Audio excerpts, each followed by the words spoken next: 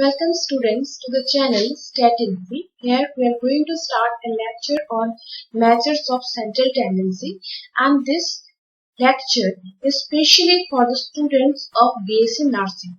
Okay, we simply discuss about the main three measures of central tendency, which are mean, median and mode. Okay, and we'll see that how we can calculate these three measures.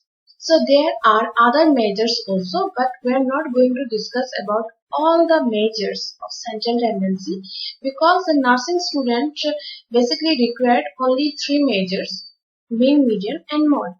Okay, so this video is not meant for the students having statistics as major subject. Okay, so let's start the video. So before to say about measures of central tendency, let's understand what is the data.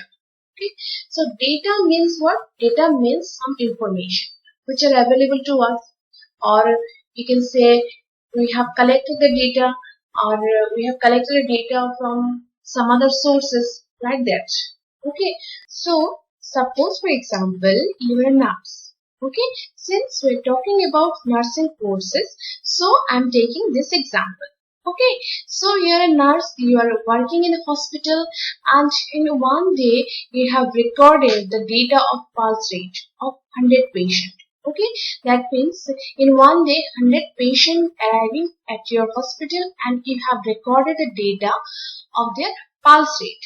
Okay, so you may get someone has 75 pulse rate, someone has 72 pulse rate, someone has 74 pulse rate, like that. Okay, because all the patients don't have the same pulse rate, isn't it?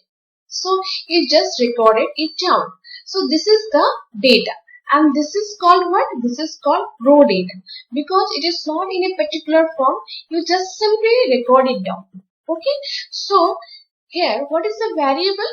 The variable is pulse rate. Why? Because you are collecting the data of pulse rate, and the values of the pulse rate are going to differ from person to person. That's why it is a variable. Okay, now if someone asks to you what is the average pulse rate or pulse rate of today, so you cannot say that, yeah, I have recorded 100 patients and someone has 75 pulse rate, someone has 72 pulse rate, someone has 74 pulse rate, like that. Because it is very time consuming to say about all the 100 patients, and it is also not logical to say about all the 100 patients if someone asks to you. Okay, so it is better to say one single value that yeah, on an average I get this pulse rate for today. Okay, so how can we get this single pulse rate from this data? So for this we need what? We need measures of central tendency, because the measures of central tendency will give us one value, single value, which will represent the whole distribution. Okay, this is the distribution. Measures of central tendency will represent the whole distribution. Okay, so you can simply find that measure and you may say that this is the average pulse rate of today. Okay, so it is more logical to say like that, isn't it? So this is one of the importance, one of the requirements of measures of central tendency. Okay, so I hope you now understand what is the data and what is the use of measures of central tendency. Okay, so now let's go to the next slide. So this is the importance of measures of central tendency, and first one is I have already told that the measures of central tendency give us one single value which will represent the whole data. Okay, so this is one of the important of measures of central tendency. Next one is to make comparisons. Okay, so it is obvious that if we get a representative value of a distribution, then you can compare that distribution with another distribution through what? Through the representative values, isn't it? You can find the representative value for one distribution, and then you can find the representative value for other distribution, and then you can make comparisons about the two distribution. Okay, so suppose you have recorded the data of pulse rate for today you are coming to your hospital and you calculate your measures of central tendency, it will give you one value, isn't it? And tomorrow also patient will come to your hospital and you recorded the data of pulse rate, okay, and you may calculate the measures of central tendency for that data also, okay, and after that you may compare about the 2 days, what is the pulse rate of today and what is the pulse rate of tomorrow, okay. So this is used for making comparisons also for two or more than two distribution, okay. So this is another importance of measures of central tendency. Okay, now next one is it is helpful for further statistical analysis. So further statistical analysis means measures of dispersion, measures of skewness, measures of correlation, index number. These measures also require measures of central tendency to calculate all these. Okay, because without knowing about the measures of central tendency, we are not going to calculate all these measures. Okay, so you may say that measures of central tendency is the base of statistical analysis. Okay, and the measures which you calculate for central tendency, these measures are also known as averages. Okay, that means measures of central tendency are also known as averages. That's why Professor Bowley said that statistics may rightly be called as science of averages. Okay, so now what is measures of central tendency? So measure of central tendency is a summary measure that attempts to describe a whole set of data with a single value that represents the middle or center of its distribution. Okay, it means what? Whenever you calculate the measures of central tendency, you will see that whatever result you will get, that value most of the time lie in the middle or center of the distribution. Okay, we'll see in our calculation part. Okay, and these measures of central tendency are also referred as measures of center or measures of central location because of this fact. Okay, now there are three main measures of central tendency: the mean, median, and mode. Okay, and each of these measures are used in different conditions. Okay, it is based on the requirement of the condition which measure we use for that particular condition. Okay, so now we'll see what is mean. The mean is the sum of the value of each observation in a data set divided by the number of observations. Okay, this is also known as arithmetic mean. Okay, so if we go into the data, it will be more clear to you. Okay, so suppose here we want to find the mean of this data, then what you'll do is simply add all the observations. Okay, we'll simply add 75 plus 72 plus 74 plus 75 like that up to 74. Okay, and we'll divide this sum by the total number of observations. Okay, so here how many observations are there? There are 100 observations. Since we have recorded the data of 100 patients. Okay, so there are 100 observations. So we simply sum all these observations and divide it by the total number of observations and we will get the mean. Okay, so now look at the formula. If x1, x2, xn are n values of a variable x, then the mean of x is denoted by x bar and x bar is equal to this one, x1 plus x2 plus xn by small n. Okay, so in your example, the variable is pulse rate and there are 100 values for that variable pulse rate, isn't it? So x1, x2, xn are nothing but the 100 observations. Okay, if you relate with the data. Okay, so this is the formula and this x1 is what? This is the first observation in our data. This is the second observation in our data, like that. And this small n is the total number of observations in our data. Okay, so this formula can be written like this also, 1 by n summation xi. Okay, So next, how we can calculate mean if frequency distribution is given to you. Frequency distribution means the observations are there and then corresponding to the observations, their frequencies are given to you. That means if x1, x2, xn are repeated f1, f2, fn times in a data, then the mean of x is given by this formula.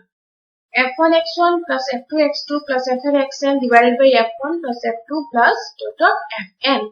So we can write this formula like that: 1 by capital N summation fi xi I goes from 1 to small n. Okay. So what is this capital N? Capital N is nothing but total frequency. Okay. Sum of all the frequencies. Okay.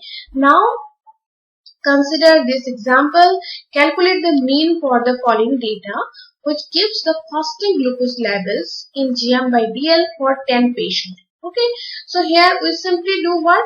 We simply use the first formula. Okay, this formula we use. We just add all the observations and then divide by the total number of observations. Okay, so please do this and say the result in comment box. Okay, next one is this is the frequency distribution. Okay, this is the data of age at marriage of 130 males. Okay, and you have to find the mean age at marriage. Okay, so this is your xi because we want to know about the mean of this variable. Okay, and number of males is nothing but the frequency. Okay, that means how many males who have married at the age of 24.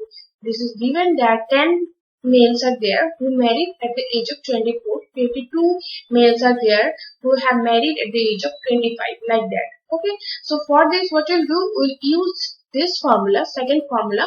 Okay, we'll simply multiply xi into fi like that, 24 into 10 which is equal to 240, and like that we can calculate for all the cells. Okay, and whatever result we get for all the cell, we just sum it down and we get this summation fi into xi. Okay, and what will be this summation fi? Obviously this summation fi will be 130, since it is already mentioned that this is the data of 130 males. Okay, so after getting this result, you can put it down in this formula and you will get the value of mean. Okay, so please calculate all these things and then write the value of the mean for each of the example in the comment box, so that I may understand whether you are getting my point or not. Okay, so now how we can calculate mean for the grouped frequency distribution. So what is grouped frequency distribution? Grouped frequency distribution means a class interval is there and corresponding to the class interval frequencies are given to you. Okay, so if your data is in that forms, how you can calculate the mean? Okay, so you can see this is the data 0 to 2, then frequency 48, like that. Okay, so here what is the value of xi? In the previous example, the value of xi is directly given to you. Okay, but in this example, the value of xi is not known to you. You have to calculate it. Okay, so how we can calculate the value of xi? The value of xi here is nothing but the mean values of the class interval.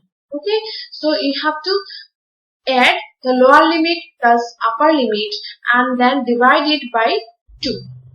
You will get the mean values of the class interval. So here we get 1. So we calculate for the other class intervals also. Okay, and after getting the values of xi, we already have the value of fi, so we just multiply this fi into xi and we get this column fi xi. Okay, so after getting this value, we simply sum all these values and get this summation fi xi. So after getting all this, you can put this thing in this formula and you will get the value of mean. Okay, so next we'll see how we can calculate mean if the data is not in continuous form. Okay, so data is not in continuous form means what? Here you can see that the class interval 0 to 2, then 2 to 4, 4 to 6, like that. It means that the data are in continuous form. Why? Because the upper limit of the previous class interval is equal to the lower limit of the succeeding class interval, isn't it?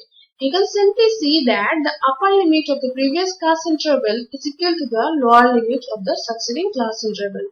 So if we have the data like that, it means that we have a continuous data.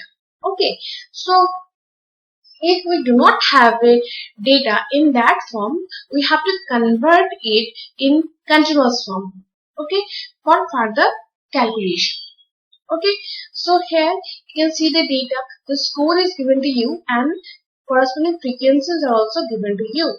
So this is 90 to 99, 80 to 89, 70 to 79. So you can simply see that it is not in continuous form. Okay, so making calculation for me, we just change this data according to our convenience. Okay, so we simply write down 30 to 39, then 40 to 49, 50 to 59. Okay, like that. Now we'll change this class interval into continuous form. So how we can do this? We simply minus 0.5 from the lower limit of the class interval and add 0.5 to the upper limit of the class interval. Okay, if we do so, we'll get 29.5, then 39.5, like that. Okay, and we'll continue this process for the whole class interval. Okay, so if we do here, we'll get 39.5 and here we'll get 49.5. So like that we can calculate for all the class interval. Okay, and if we do so, you can see that we will get the continuous class interval, isn't it? After that, we will find the mid values. Okay, the same process, we add the lower limit and upper limit and divide it by 2. Okay, 29.5 plus 39.5 divided by 2, which is equal to 34.5. Okay, and to calculate the mid values for this interval also, which will be equal to 44.5. Okay, so in this way you can find the mid values for all the class interval. Okay, and you will see that the difference between the mid values is equal to 10. Why? Because for all the class interval here, you will see that the length of the class interval is equal to 10.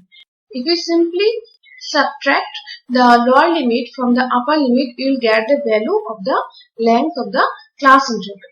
Okay, so after getting the mid values, we just simply multiply it with the frequencies, okay, which are given to us, and then we will get this column Fi into Xi. Okay, so after getting this column, we add the values of this column and get summation Fi into Xi.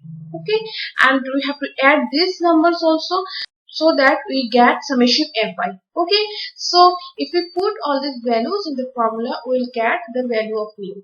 Now let's go to the median. What is median? So median is the medianmost value in the distribution when the values are arranged in ascending or descending order of magnitude. Okay, so median divides the whole distribution into two equal parts. Okay, 50% observation before it and 50% observation after it. Okay, so this is median. Now, if we have odd number of observation in a data set, then it is very simple to calculate median. Okay, you have to first arrange the data in ascending or descending order of magnitude, and after that whatever value you get in the middle, that value will be your median. Okay, so suppose for example the fasting glucose levels of 5 patients are there. So for this you want to find the median value. Okay, so what we'll do, we simply arrange it either in ascending or descending order of magnitude, and then we'll see that which value lie in the middle of the data. Okay, so after arranging that, we see that 90 lie in the middle of the data. It means that the value of median is what? Value of median is 90. Okay, now you may ask for, ma'am, what will be the value of median if even number of observations are available in the data? So for this, what we'll do, first we arrange the data either in ascending or descending order of magnitude, and then we'll see that which two values are coming in the middle of the distribution. Okay, so here this is the reading for 10 patients and we arrange it in ascending order, and after that we'll see that the two values are coming in the middle, which are 90 and again 90. Okay, so what we'll do for getting median, we just take the average of these two values. Okay, 90 plus 90 divided by 2. This will be our median. Okay, whatever value coming in the middle after arranging in ascending or descending order of magnitude, you just take the average of these two values to get your median. Okay, so I hope this is clear to you now. Now, what you'll do if frequency distribution is given to us? Okay, that means same thing, values are given and corresponding to the values, the frequencies are given to you. So, in that case, how you can find the value of median? For this, we have to find cumulative frequencies. Okay, and then we will to find what is the value of capital N by 2. What is capital N? Capital N is the sum of the frequency, means the total frequency. Okay, which you have already discussed in the case of mean. Okay, after getting these two, we will search the cumulative frequency which is just greater than N by 2. Okay, and the variate value corresponding to that cumulative frequency is the value of the median. Okay, so now let's go to the example 2 to find the value of median. Okay, so in case of example 2, we'll see that the xi is given to you, age is given to you, then frequency is given to you. Okay, now we have to calculate the cumulative frequency. So how we can calculate the cumulative frequency? For the first cell, we'll see that what is the value of frequency here. Okay, so we simply put the value of frequency in the first cell of the cumulative frequency. So this is equal to 10. Okay, and for the second, what we'll do, we add 10 plus 22. Okay, the frequency of the second cell is 22. Okay, and we are going to add this 22 with the 10. 22 plus 10, which is equal to 32. Okay, and after that we add 32 plus 26 is equal to 58, like that. Okay, so in this way we'll get the cumulative frequencies for all the cells, for all the values. Okay, so after getting the cumulative frequency, what we'll do, we'll see that what is the value of capital N by 2. So here, since summation Fi is 130, so 130 divided by 2, which is equal to 65. Okay, now we see that the cumulative frequency which is just greater than 65. Okay, so from here you can see that the value which is just greater than 65 is equal to 87. Okay, so this will be our median class. Okay, so the varied value corresponding to this cumulative frequency will be our median. Okay, this 87 is not our median. The varied value corresponding to this cumulative frequency will be our median. Okay, so here the median is 27.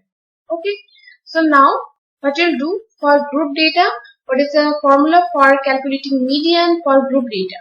Okay, so group data means the class intervals are given to you and corresponding frequencies are given to you. Okay, so this is the formula for calculating median for group data. Here, what is this? This is L. L is the lower limit of the median class. C is what? C is the cumulative frequency of the class just preceding the median class. F is what? Frequency of the median class. H is length or width of the median class, and capital N is the total frequency. Okay, so here we are just talking about median class. So what is the median class? The class corresponding to the cumulative frequency which is just greater than N by 2 is the median class. Okay, so now go to the example 4 to find the value of median. Okay, so we have already arranged the data in a beautiful way. Okay, and mid values are given to you, FIs are given to you, FI calculated. Okay, now I will calculate cumulative frequency. For cumulative frequency, first we will see that what is the value of FI in the first cell, first class interval. Okay, so this is 1. You simply write 1 here, and then 1 plus 4 is equal to 5, then 5 plus 14 is equal to 19, then 19 plus 20 is equal to 39, like that. So we can calculate the cumulative frequency for all the class interval. Okay, now we will see that what is the value of capital N by 2. So it is 75 by 2, since capital N is equal to 75. Okay, so this is equal to 37.5. Now we'll see that the cumulative frequency which is just greater than 37.5. So this is 39. Okay, it means this class interval is our median class. Okay, this class is our median class. Okay, 59 to 69.5 is our median class. Okay, now we simply put all the values in the formula and we'll get the value of median. Okay, so L is the lower limit of the median class, and what is the lower limit? This is 59.5. Okay, plus n by 2. This is 37.5 minus cumulative frequency just preceding the median class, which is 19. Okay, then put 19, then into 10, length of the median class. Okay, so difference between the lower limit and upper limit is 10. Okay, divided by frequency of the median class, which is 20. Okay, so you get all these things, just calculate the value of median and please write in the comment box. Okay, next we go for the mod. So what is mod? Mod is the value of the variable which occurs maximum number of times in a data. Okay, it means a value which occurs most frequently in a data set. Okay, so simply consider the example of this one, the fasting glucose levels of 10 patients. So you can see that which value is repeated maximum number of times. Okay, so here 90 is repeated maximum number of times. That's why the mod is equal to 90. Okay, and if the frequency distribution is given to you, in that case also, you can see that which cell, or you can say variate value which have maximum frequency. Okay, so if we look into the example 2, you see that the maximum frequency is here 29. Okay, so what will be your mod? Our mod will be 27 because this 27 is repeated maximum number of times in the data. That's why it is 27. No, because the value 27 is repeated maximum number of times in the data set. So this is the value of mod for the example 2. Now for grouped frequency distribution. What is the formula of mod? This is the formula.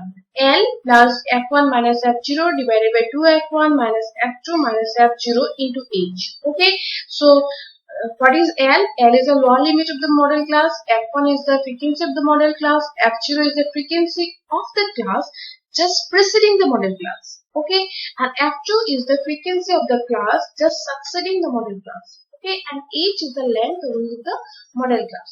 Okay, so what is the model class?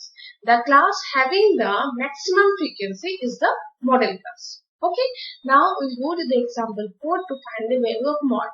Okay, so now go to the frequency column and see what is the maximum value here.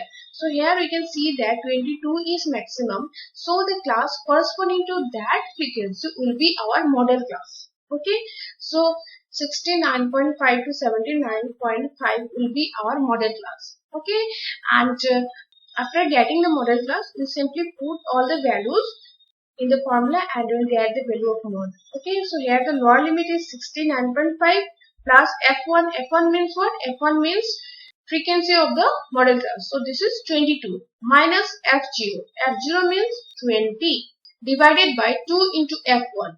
2 into F1. F1 means frequency of the model class, which is 22 minus F2, frequency of the class just succeeding the model class, so which is 12 minus F0, that means frequency of the class just preceding the model class, which is 20 into H means length of the model class. So if we subtract the lower limit from the upper limit of this class, you will get 10. That's why I have written 10. Okay, so you have get all these values. Now calculate the value of mod and please write the answer in the comment box so that I may understand whether you are getting my point or not, whether it is understandable to you or not.